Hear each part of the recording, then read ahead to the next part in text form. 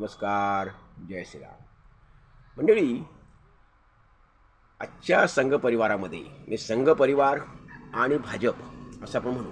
भाजप हा संघ परिवाराचाच पक्ष आहे, पण तरी आपण संघ परिवार आणि भाजप असं मुद्दाम दोघांचा उल्लेख करूया की ह्या संघ परिवार आणि भाजपमध्ये आत्ता अटल बिहारी वाजपेयी आणि लालकृष्ण अडवाणी ह्यांच्या तोडीचं, ह्यांच्या उंचीचं, की ह्यांची जी वैचारिक उंची होती त्या वैचारिक उंचीचं किंवा ह्यांची बरोबरी साधणारं कुणी आहे का? तर उत्तर असं आहे की नाही. आता भाजप असो का संघ असो, अटलजी आणि अडवाणी ह्यांची बरोबरी करू शकेल असं, यांच्या वैचारिक उंचीची, जीवनाच्या खोलीची बरोबरी करू शकेल असं किंवा असं व्यक्तिमत्व संघ आणि भाजपमध्ये नक्की नाही, संघ परिवारात नाही. एवढी या माणसांची, दोघांची, अटलजी अडवाणींची महत्ता होती, या अडवाणींची अजूनही आहे. ह्या दोन माणसं एवढी आदर्शवादी होती, एवढी आदर्शवादी, यांचे विचार एवढे परिपक्व होते, एवढी वैचारिक प्रगल्भता यांच्यामध्ये होती, अडवाणींच्यात अजूनही आहे. तशी प्रगल्भता, तशी परिपक्वता आत्ता संघ परिवाराच्या कुणा एकत्रित नेत्यामध्ये आहे का ह्यांची बरोबरी करण्याची? तर ते नाही. अटलजी एवढे त्यांच्यात वैचारिक प्रगल्भता तर होतीच, परंतु ते लीडर होते. ते कोणतेही मत आपण निर्भयपणे मांडत होते. अटलजींची नुकतीच एक मुलाखत पाहिली मी. त्यात अटलजी सरळ सरळ सांगतात की माझे राष्ट्रीय संघाशी मतभेद आहेत. नक्की अनेक गोष्टी काही गोष्टींवर माझे राष्ट्रीय संघाशी मतभेद आहेत असं अटलजी सांगतायत.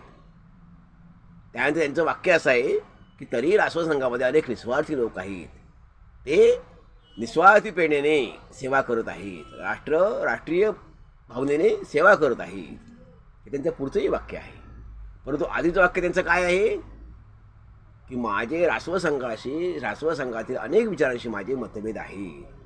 असं हे कधी ते बोलले होते? तर साधारणपणे 30-40 वर्षापूर्वीची मुलाखत आहे, 30 वर्षापूर्वीची मुलाखत आहे.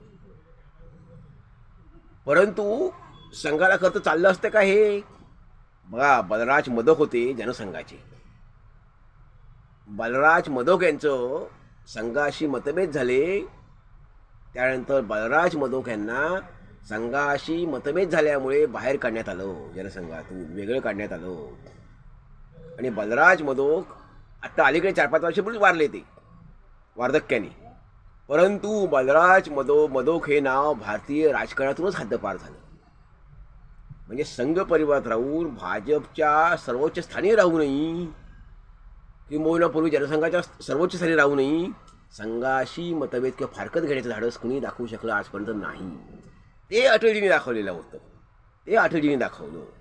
याचं कारण असं की अटलजींचं संघ काही करू शकला नाही, किंवा संघावर एवढी त्यांनी जाहीर टीकाटिप्पणी करूनही, मतभेद जाहीर माझ्या आहे तर सांगूनही संघ काही करू शकला नाही. याचं कारण अटलजींची वैचारिक प्रगल्भता, परिपक्वता आणि लोक माणसातलं त्यांचं स्थान. असंच अडवाणींचं आहे. अडवाणींनी अनेक विधानांशी जाहीररित्या केली होती, जी भारतीय स्वातंत्र्य लढ्यासंदर्भात होती, जी गांधीजींसंदर्भातली होती. अटलजींनी अशी विधानं जाहीररित्या प्रकट केलेली आहेत. अशी अनेक विधानं आहेत. परंतु ह्या दोघांची व्यक्तिमत्वच एवढी मोठी आहेत, एवढी मोठी, त्यांच्याकडे एवढी वैचारिक त्यांची योग्यता, जीवनाची उत्तुंग अशी उंची त्यांनी गाठलेली होती. वैचारिक परिपक्वता म्हणतात, वैचारिक प्रगल्भता म्हणतात. म्हणजे काय? ती या दोघांकडे बघूनच आपल्याला समजते. कुठेही त्यांनी तडजोड केलेली नाही. हे त्यांचं वैशिष्ट्य. जे नाही पटलंय त्यांनी जाहीर ते सांगितलं, नम्रपणे सांगितलं. विशेष म्हणजे त्यांची भाषा कधीही घसरली नाही, किंबहुना त्यांच्या बोलण्यातून कधीही अर्वाच्य भाषा आपल्याला दिसली नाही. तर सुसंस्कृतपणा, शालीनता, सभ्यपणा, परिपक्वता, पोक्तपणा, प्रगल्भता हेच त्यांच्यामधून, त्यांच्या वक्त्यांमधून आणि त्यांच्या वक्तृत्वातून आणि त्यांच्या व्यक्तिमत्वातून कायम प्रतीत होत राहिलं. तेच आपल्याला बघायला मिळालं. तेव्हा अशी थोर व्यक्तिमत्व आहेत. अडवाणी सुदैवाने अजूनही आहेत, त्यांची प्रकृती अतिशय चांगली आहे, उत्तम आहे.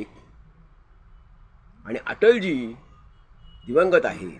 परंतु हे खरंच विचार जर आपण केला तर ह्या दोघांच्या उंचीचं, ह्या दोन थोर व्यक्तिमत्वांच्या उंचीचं इतक्या परिपक्व, इतक्या प्रगल्भ विचारसरणीची व्यक्तिमत्व संघ परिवार आणि भाजपमध्ये, उच्च कोटीचे व्यक्तिमत्व संघ परिवार आणि भाजपमध्ये आज कुणी आहे का? तर नाही. अडवाणी अटलजी यांची बरोबरी करू शकणारं एकतरी व्यक्तिमत्व आहे का? तर आज या संघ परिवार आणि भाजपमध्ये निश्चित नाही. भविष्यात होणार नाही असं म्हणू शकत नाही, भविष्यात होऊही शकेल, पण आज तरी या दोघांची बरोबरी करू शकेल वैचारिकदृष्ट्या, तात्विकदृष्ट्या, ते मात्र दिसत नाही, आढळत नाही. मंडळी, यावर आपलं काय मत आहे, आपला अभिप्राय जरूर द्यावा. धन्यवाद. जय हिंद.